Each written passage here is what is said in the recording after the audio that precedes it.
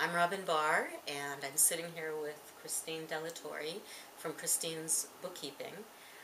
Christine owns a small business in Mission Viejo, taking care of the bookkeeping needs for business as well as private, personal clients.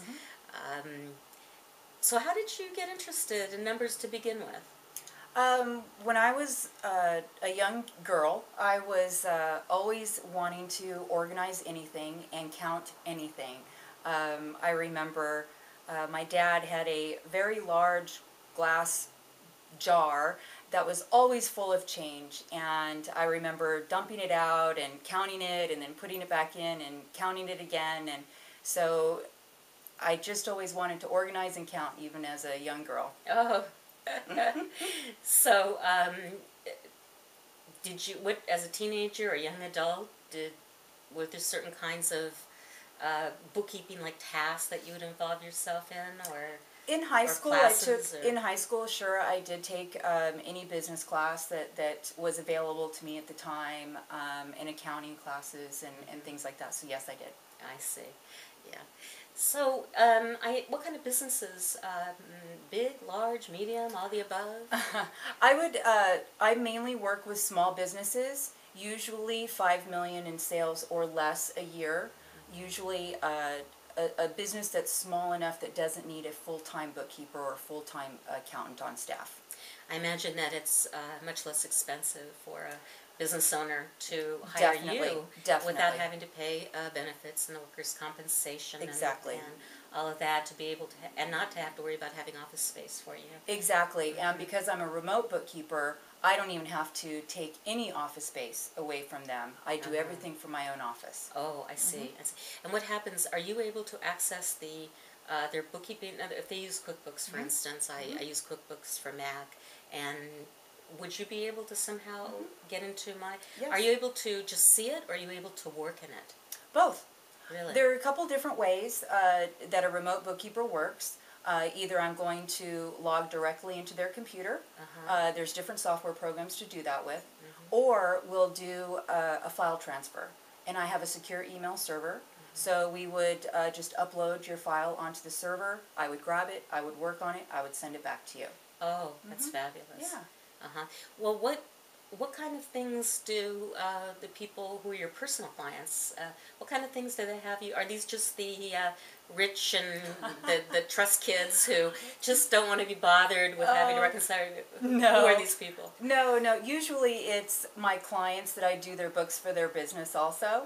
And they just realize, oh wow, this is nice having somebody cut my checks for me, or reconcile my bank for me. So they just have me do their personal also.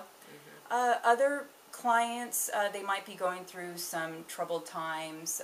Sometimes I have gentlemen who are going through a divorce, and if they're paying support, they need to have their books done for the judge and the attorneys. So sometimes it's for a personal reason, and sometimes it's just because I'm already doing their books for their business. I can just see somebody... because I know so many people who just don't like dealing with receipts and paper, and everything just gets thrown on a table or in a box or something. Do you have any? Do you ever have those kind of clients? All the time. You would be surprised that when people joke about somebody getting literally a shoebox full of stuff, I have gotten many shoe boxes or office boxes or just boxes. I've received bags. I've received Christmas bags. I've received everything you could imagine. So what do they want you to do with that? Go through it, organize it, and be able to then produce something that makes sense afterwards. And so sometimes it takes me more time to organize what's put in front of me than it takes to actually give them a financial statement. Oh, I see. And I suppose you need that for not only just do people want to be in order, know where they stand, but I'm assuming, for instance, if somebody's getting a divorce, and as a judge has to review what the family's financial situation is, that you have to put that in order for them. Be able to get a fair judgment from them. Yeah, for those situations, yes, that's what it's mainly done for. The majority of my clients it's just because they have a business and they need to have their financial reports done for their CPA for the end of the year tax season. I see. And I'm assuming you're probably working with more and more people who are having to file bankruptcy. Yes, unfortunately, the last 2 years, I have probably had more clients that have had to file bankruptcy, and with that, they need a little bit of extra help because the judge, or it's not a judge, but the judge needs certain information in order to decide if they're going to agree with it or not.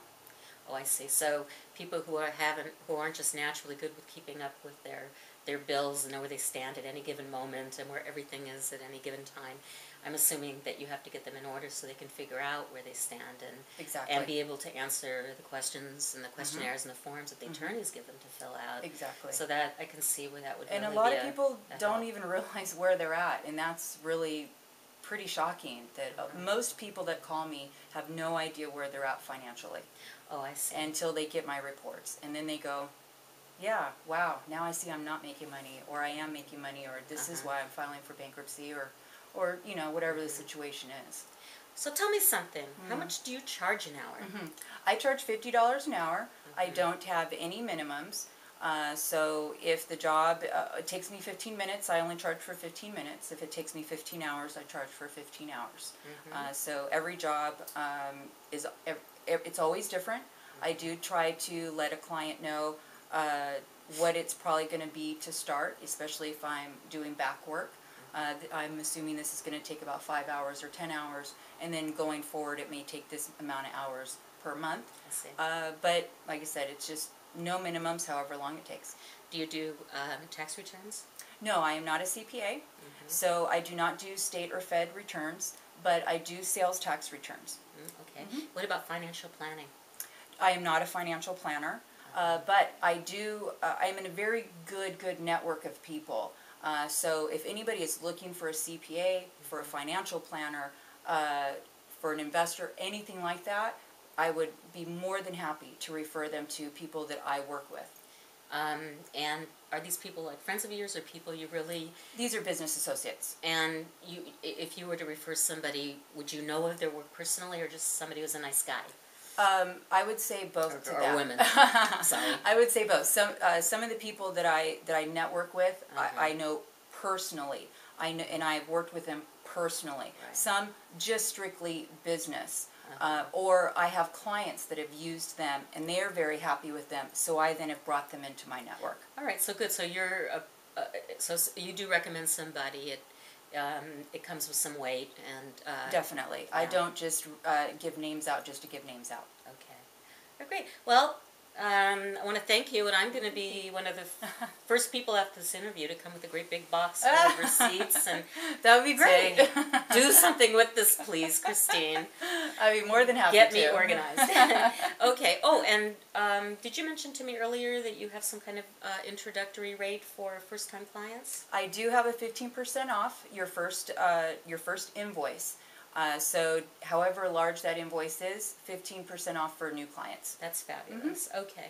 All right. Well, thanks. Thank you. Okay.